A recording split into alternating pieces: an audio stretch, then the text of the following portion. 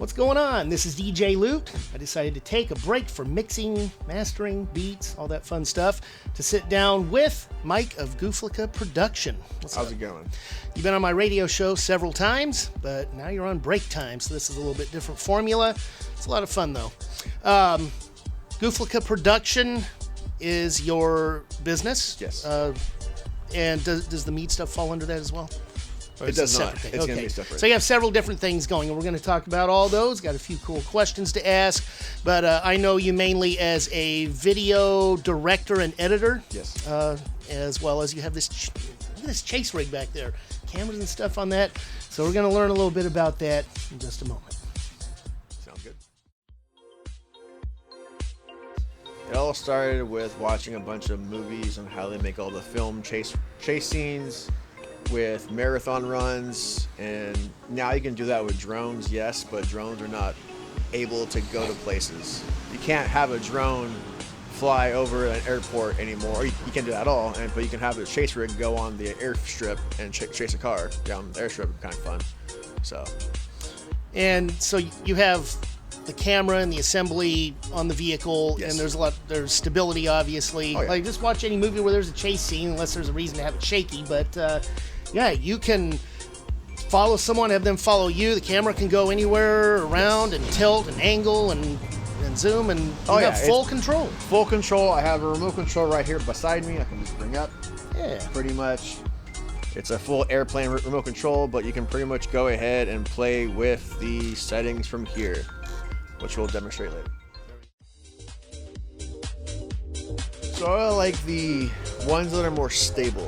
So the one behind me here, where the pulls are connected to the vehicle itself by using a roof rack and a hitch. That's where it's connected. There's also, if cars, there's little doors on the front of the bumpers where that's where tow trucks pull. Yes. So that's where I'm able to basically put a bracket on there where it has a pull on side, and I can mount that to a car with suction cups. So preferably, I like to use that where it has suction cup straps and just everything that makes sure it doesn't fall off, because that thing falls off would be all bad. How much extra weight is that adding? You're probably looking at 50, maybe pushing 80 pounds. A little less than I would think. Maybe. That's a lot of aluminum. That's lightweight. Yep. Camera's about what? Not even breaking 5. Okay. I mean, the whole unit right there, I think itself with the black arm on the first part of black arm, or right underneath it, was maybe pushing 60 pounds. And then the arms itself are just lightweight. And you've had music and corporate and a variety of clients that you've utilized that, right? Yes. A lot of, we did a lot of, I did a marathon run, that was fun. Mounted that to a golf cart, that was really fun. And then I've done dealerships, car dealerships here and there.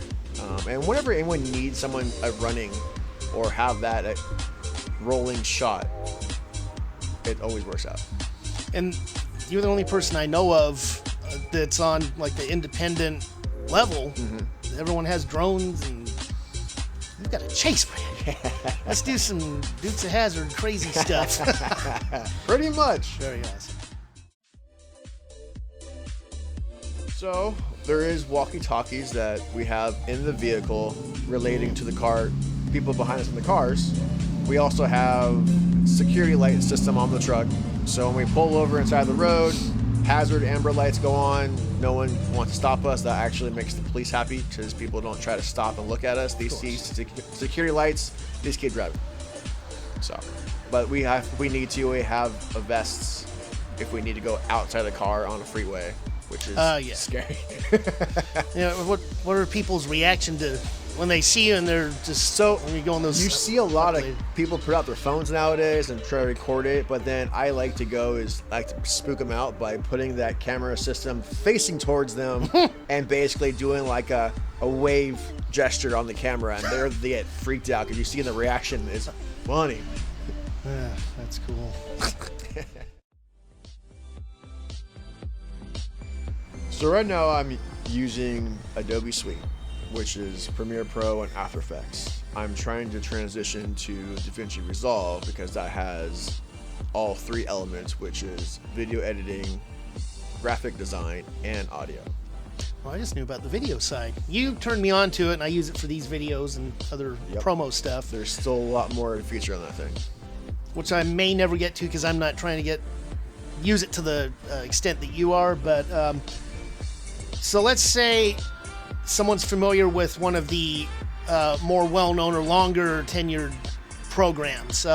You're dealing with clips in a timeline and effects and transitions. That's the umbrella of everything. So what do you think people will find the most different? What have you found the most different about DaVinci over Premiere? Whatever. So I am very well into the tech world, but I like complex. Like Premiere Pro is kind of complex. DaVinci Resolve is pretty simple, easy going, so it's hard for my brain to compute to jump on that fully. Okay. I've done so little video, I haven't seen the differences. Really more for me. Okay, the majority of what I did, a few music videos and things, I used Sony Vegas. Okay. And certain aspects of that, when I went to Premiere, it was Cyberlink Power Director as well. Those were just, I didn't really like either one, even Premiere, which is easy. But I like DaVinci. I do. I'm glad you showed it. Yep. DaVinci has a lot of stuff they give you, and it's there's a free version and a paid version. I have the paid version. Do you get the paid version? You got the paid version. 300 or however much, and then one-time fee. You never have to pay it again. Lifetime updates. Yeah. But these updates can create little glitches, like any kind of updates. Exactly. So you got to watch out for those. DaVinci is on it though. When DaVinci goes something wrong with DaVinci, because the main film people in Los Angeles use DaVinci Resolve. It's basically a full film. Oh yeah, rig, you'll go through 200 updates by the time a 6-month movie production. Exactly. They better be on top of it. I like it though. So I use script making, story making, because that's what probably is the most challenging part, is making the client happy with trying to figure out the right story plot for their music. Sometimes they like what I come up with, sometimes they don't, or they want to change it and make it their own, which is totally fine because we go back and forth. That's what takes probably the longest time. And then if you have like a rock band and they all want to pitch in with their ideas, then that can be a month or two. 5 people's ideas, and it doesn't go anywhere. But the preparation, having the vision, and which will evolve over time, and there's details to come. But just knowing this is where this will be filmed. Anyway, the plan, prep. That should really be the way to go for anything. Yes. And then also it comes down to how complex they want their FX. That's the creative side. Mm-hmm. That's the creative side, and for me, I have brackets, I have limitations. So if they are looking for sparks flying and creatures coming from the sparks, that is, I'm not there yet. I could be there, but it's gonna take a lot longer of editing.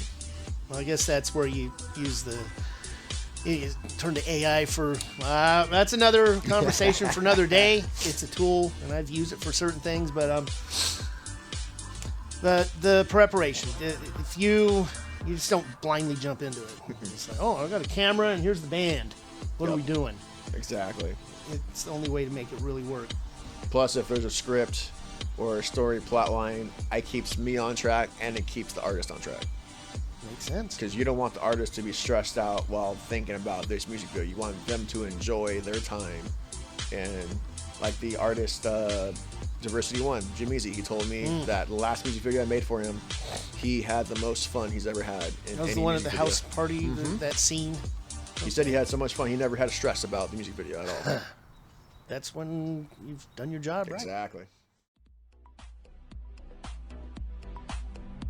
So, to brew mead, it is around a month. It's a 1 gallon. A 5 gallon takes 3 months, but you go by percentage. So when you first brew the batch, you measure it from the percentage to the bricks, and then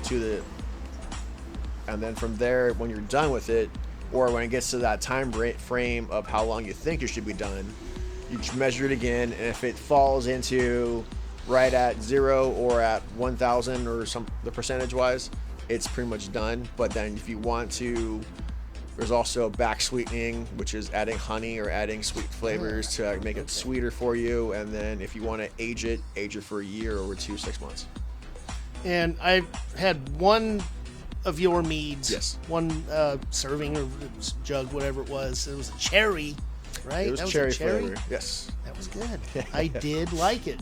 Now it falls into the California just made it in the wine category, Yes. which helps with eliminating some licensing that you that you had to do before. Now it's just cheaper and easier. Yes, because before you had to buy a beer license, wine license, and a liquor license. Now it's just a wine license, a marketing license, and liquor license still, but that's if you want to sell your stuff. So you got to have that no matter what. But of course, instead of buying the beer, which makes my life a little easier, just buy the wine license.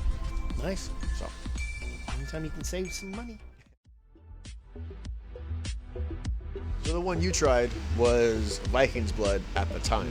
Now it's changed to Skaldmir Blood, which I had to change it because of rights to the name already. There's already a company that has it. I don't want to continue that name and then get in trouble down the road. So I changed it. The reason why I like that one is because I've already made it into a sauce. And I put it and I dabbed it all over my tri-tip already, and I cooked it on a smoker, and that was delicious. So I'll need to try. You can pretty much, with that setup, you can go ahead and you can make anything you want with that. You can put it with a cigar. You can have it with other type of meat out there, not as a sauce, but just drink it with it. All right. So I've been in Cattleman's and I brought the bottle over there and I just had their rack of lamb, and it tasted delicious with it. I like Cattleman's. I like the mead, so might have to try that. Oh yeah. All right. That'd be really cool to sell the meat there though. Oh yes. That'd be really awesome. Get any kind of corporate. There's a lot of stuff you can find online for recipes. I just found one recently on TikTok, which is marshmallow mead. Okay. And I was really intrigued by it, but there is honey out there that tastes like marshmallows. There are different types of honey. Yeah, there's I didn't so know that. many out there. I'm familiar with clover. It's just bees make honey. That's all I got. Yeah, so there's I know. Yeah, wildflower, stardust, orange blossom, clover. Now there's a marshmallow honey. I don't know why that's what it tastes like though. I'm really kind of buy it. And TikTok, you can actually learn a lot on TikTok. You can. Very true. So right now I'm making a commercial / little short video for the new headphones called Heavies. I've been seeing they are the new headphones that's meant for rock music, and it plays the music well. You can hear all the instruments in any Spotify or any kind of music source, and it's amazing quality headphones. How did this come about? I bought the headphones, and I noticed that there hasn't been any commercials for it. There hasn't been anything. They're using the old school way, which is word of mouth. Oh. And people taking a photo or taking videos of themselves showing off the product and showing that it's really good. So you have celebrities saying it's a really good product, which is a good way to go. You don't have to spend money on it, but I kind of want to make a video for them and for myself, and also a video that can help local artists in the area. So if there's a rock band out there or a hip hop artist, more like a rock band more than anything else, I can have this commercial promote them, also promote Heavies, and I finally have a chance to use my flamethrowers. Yes, the flamethrowers. Can't wait to use those. That's gonna be fun. Right now, my website is down, so it's kind of I'm in the construction stage right now. So you can find me on Facebook, which is Gooflica Production. Instagram, same thing, Gooflica_production. The website is there on the links you can click onto. I'm using a dummy account at the moment using Google Sites. So they just punch in, you can punch in Gooflica in the Google site and it'll pop up still. But my original Gooflica.com right now is under construction. for the time being. We're just revamping it. Coming back better than ever. Exactly. That's the whole 2025, we're just making everything up. rebranding. Yep. Is that the right rebranding? Rebranding is probably the right go. Okay. Something maybe I should be on my site. No, I'm looking forward to seeing the site and seeing you able to present things Yes. updated and refreshed, Oh, definitely. blingy and new. Oh, yeah. And then the other, what I want to speak about is commercial for the mead. I'm making a commercial, so I'm getting a female model all Vikinged up, and is going to be walking through the snow before the snow melts, and we're going to be filming that whole, just Metal Horn Mead is the company name, and we're going to basically promote that. So that's more filming, more production. But Looking forward to seeing that as well. that was really fun. All right. Had a great time hanging out and Yep. catching up on your newest stuff. And I'm sure you'll be on the radio show again when I have slots open up. Oh, definitely. Until next time. Yep.